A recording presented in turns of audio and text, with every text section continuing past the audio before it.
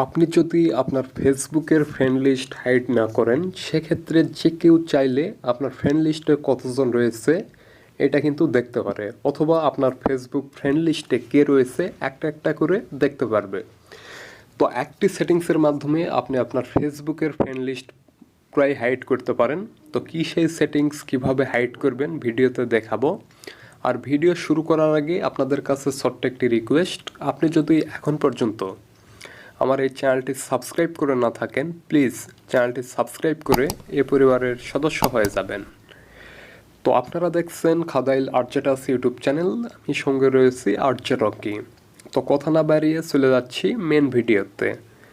প্রথমে আমাদের ফেসবুকের যে অফিসিয়াল অ্যাপস আছে, অ্যাপস আমাদের ওপেন করতে হবে। অ্যাপস ওপেন করার পর ডান দিকের উপরের কোণে দেখুন 3 লাইন অপশন রয়েছে, আপনি 3 লাইনে ক্লিক দিবেন। 3 লাইনে ক্লিক দিলে নতুন একটি পেজ আসবে। উপরে দেখতে পাবেন সেটিংস একটি অপশন রয়েছে, এই সেটিংসে ক্লিক দিবেন। সেটিংসে ক্লিক দিলে আপনাকে নতুন একটি পেজে নিয়ে আসবে। আপনি স্ক্রল করে নিচে আসবেন। নিচে আসলে দেখতে পাবেন how people find and contact you, এটাতে ক্লিক দিবেন। ক্লিক দেওয়ার পরে 2 নম্বরে একটি অপশন আছে who can see your friend list, এটাতে ক্লিক দিবেন।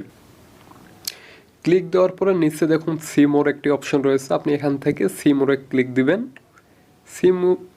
সি মোরে ক্লিক দেওয়ার পরে সবার নিচে দেখতে পাবেন অনলি মি, আপনি এখান থেকে অনলি মি করে দিবেন।